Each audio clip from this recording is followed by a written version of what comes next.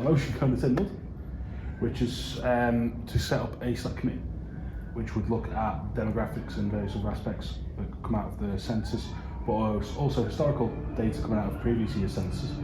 What is it that's led to you want to do this, and what is it all about? Okay, it's about the population imbalance that we have in the Isle of Man's age-sex structure. It was there at the last census, and it's really been strengthened, if that's the right word for it, at the census that we just had the results of from at the start of February. So what we got is the percentage of the Isle of Man's population over 65, we already knew was up in the top 6 countries of the world. The new census confirms that position, even though all of these countries are gradually getting an older population. We've got 22.1% of the population aged over 65 in the top 6 countries. That's extreme. We've got a median age for the Isle of Man. That's the age at which half the population is older than that and half the population younger. And that this time has risen from 44 odd to 46.5. And that puts us into the top half dozen countries in the world for the age of population. But when you look at the population structure of the island, the biggest age groups are from 50 to 54, 55 to 59, 60 to 64. They're the biggest groups. So over the next 5, 10, 15 years, we would expect even more to pass through to this over 65 population, which is already in the top 6 in the world. So this is quite an extreme position. We have an aged population, and it's going to continue to age in that measure over the next few years. And then elsewhere in the population, down at the 20, 30-year-olds, we have some things happening there that are quite extreme. So if you take, for example, in the census 2011 to 2016, we had, as the 15 to 19-year-olds of 2011 became the 20 to 24-year-olds, there was enormous outward movement of people. So in the 20 to 24-year-olds of 2016, for every 3 people who'd moved into the Isle of Man, 10 had moved out. Okay, so we're seeing terrific numbers of this age group moving out. In the latest census, for every 3 who moved in the 20 to 24 age group, 8 moved out. So, and this is not because they've gone to university; they still count as Isle of Man residents. So we're seeing this very aged population. We're seeing losses in the 20-year-olds, in that same age group. The last 10 years has seen a decline of 11% in the number of women of childbearing age, which is conventionally taken as 15 to 44-year-olds. I know they're not the absolute limits, but that's the age group that's the core of childbearing mothers. So we've seen that drop by 11%. And going down further, that impacts on the births. So our births have been falling. We had 10 consecutive years of decline. We lost 35% of our births. In 2021, it rose by just 15, which is a tiny increase. We'd started at 1,000 births a year. We dropped down to mid 600s.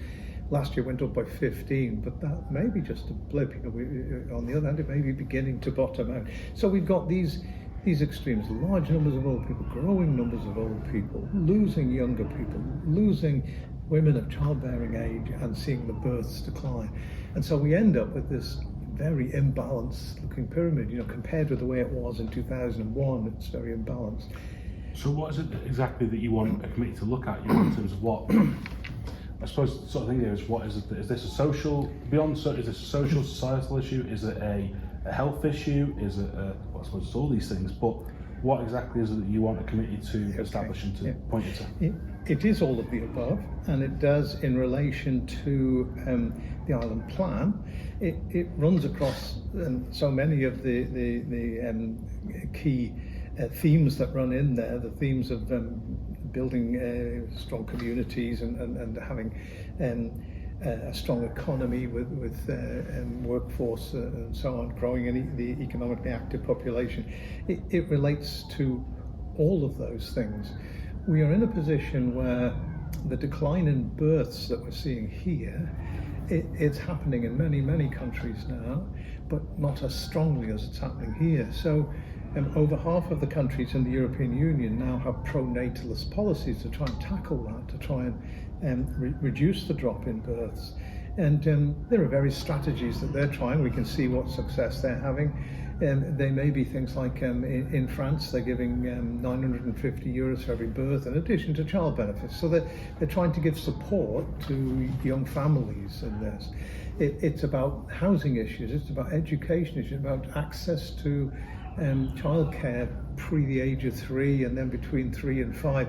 It's about all of these things, so it's a case really of let's get a committee together. I'm not trying to say now what this committee should be doing, but they'll have a firm period here of 9 months through to the end of December to identify areas that they think could contribute to solutions here and to make recommendations.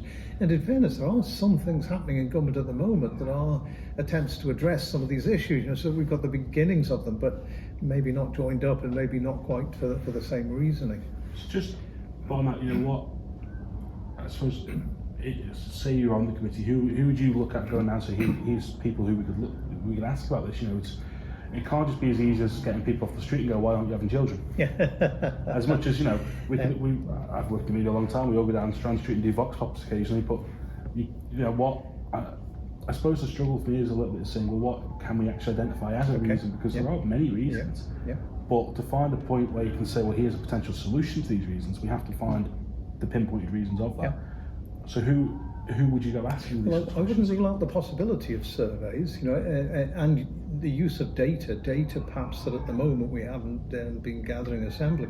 For example, in the UK last year, for the first time, the average age of the birth of the first child rose above 30.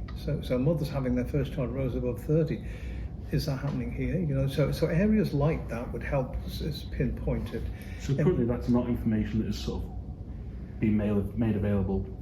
It may be information that nobody's gathered, but it would be interesting to see what information is held and what we could pull down to that.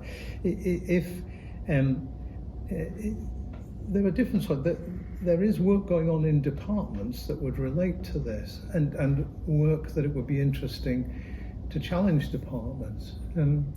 Well, to give an example, and I'm not saying that this is definitely something that the committee would look at, I may not even be on the committee, but to give you an example, I see in the data that movement into the Isle of Man has very few 15 to 19-year-olds, okay?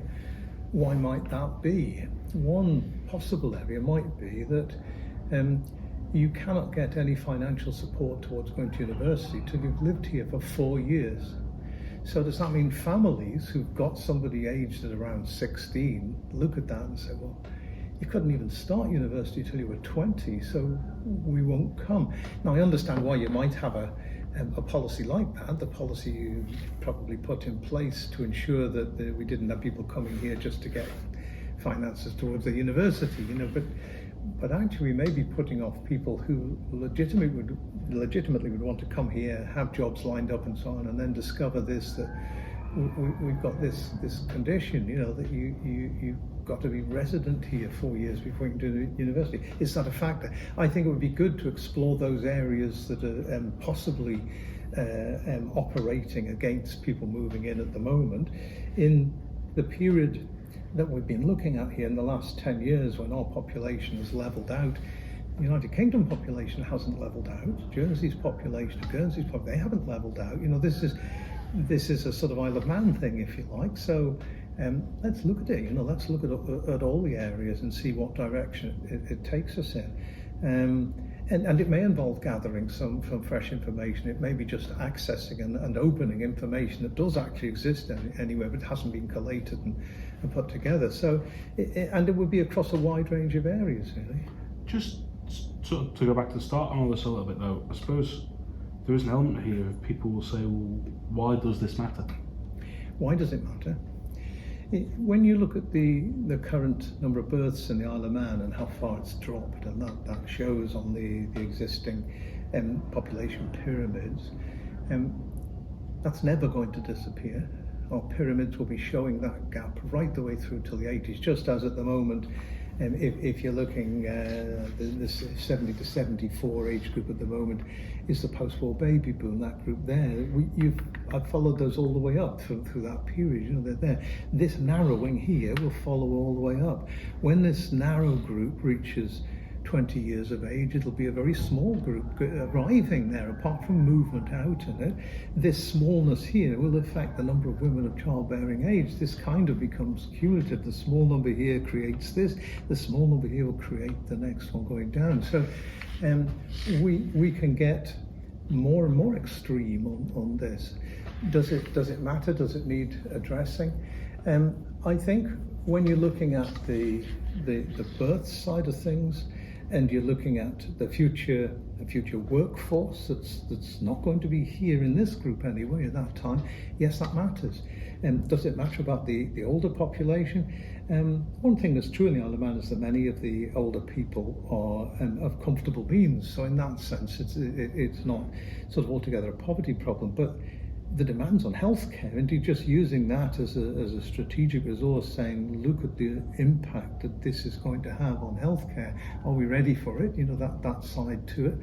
Are we prepared for this? So I think it does matter. And I think the Isle of Man has been here before. You know, we were here in 1961 and 66, and that's why we moved into what was then a new resident policy. Now, I'm not trying to repeat that because there's some errors in that. If you grow the population by 1,000 a year for 10 years, which some people are advocating today, usually advocating that for workforce reasons, employment reasons.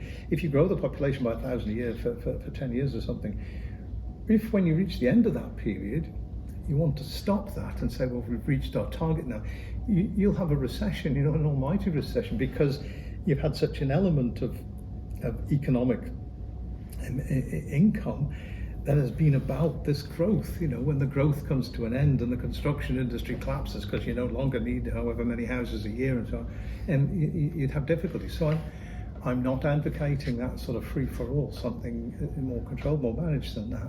But it's up for Tynwald to decide whether they agree that these are population challenges, and whether Tynwald agrees that we do need to look at this, you know, and at least getting a committee together, a select committee to report back with recommendations. There's in agreeing to having the committee, there's no commitment to any single solution. You know, it's down to the committee to go through that and see what emerges.